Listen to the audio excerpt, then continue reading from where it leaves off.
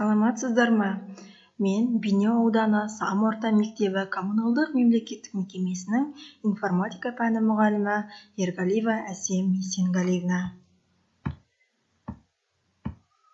Информатика пәні 5-ші сынып, сабақ тақырыбы анимация құру. Сабақтың мақсаты осы сабақта қол жеткізілетін оқу мақсаттары, оқу бағдарламасына сілтеме және спрайттарды құру және оған анимация, фон, дыбыс жасау.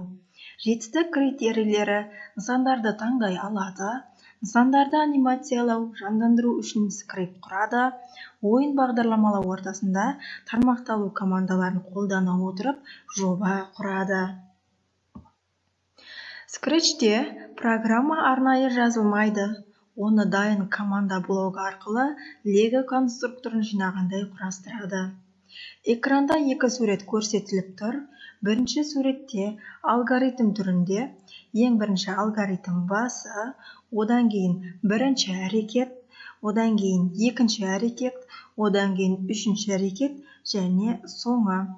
Ал екінші суретте циклды алгоритм. Дәптерлерімізге Вен диаграммасы арқылы сабақты жинақтау. Оқушылар, сіздер дәптерлеріңізге Вен диаграммасын сызасыздар және алгоритм мен программаның ұқсастықтарын жазыңыздар.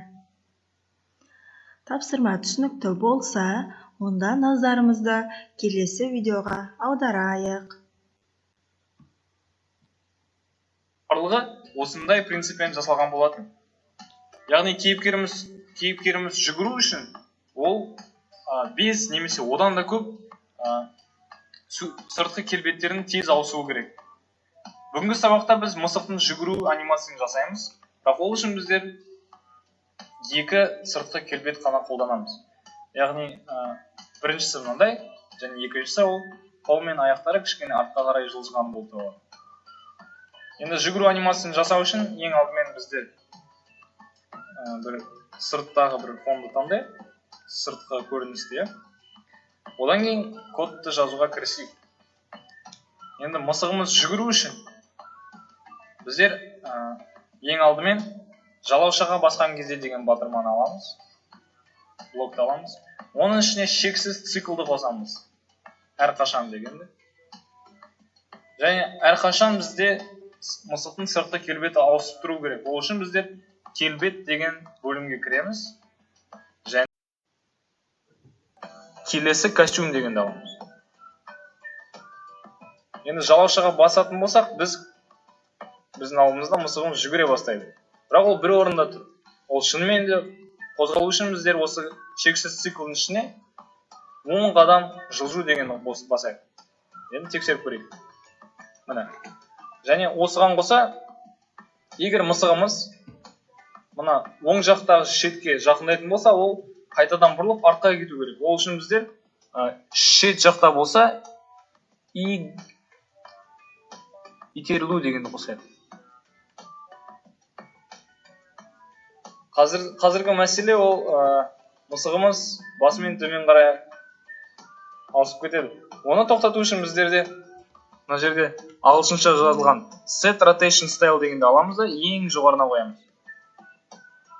Бізде бұл айналудың түрі деп аталады.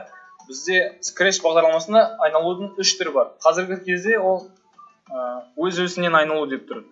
Яғни айналадағы барлығы деген сөз. Біз үшін, қазіргі анимация үшін бізге солға оңға айналу түрі керек. Енді тексеріп көрейік.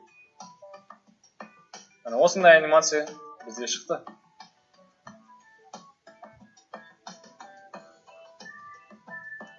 Енді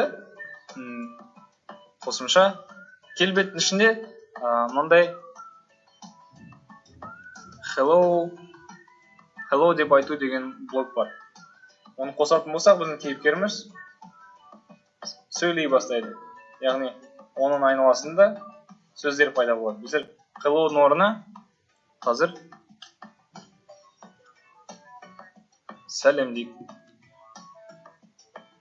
Және лепкелкімді көрейік. міне мысығымыз жүгіру анимациясы шықты да, ол сәлем деп жүр. Жүгіруден басқа да анимацияларды жасауға болады. Мысалы, жүзу немесе кез келген мультфильм жасауға болады анимация арқылы. Осымен сабағымыз аяқталды. Назарларыңызға рахмет. Балалар, сіздерге практикалық жұмыс түсінікті болса, үй жұмысын жазып алайық. Үй жұмысы: тақырыпты оқу, сұрақтарға жауап жазу. Анимация деген не? Анимация сөзі қандай мағына береді? Анимация жасау үшін қандай мүмкіндіктерді қолданамыз? Сұрақтарды жазып болсақ, бүгінгі сабағымыз аяқталды. Сау болыңыздар.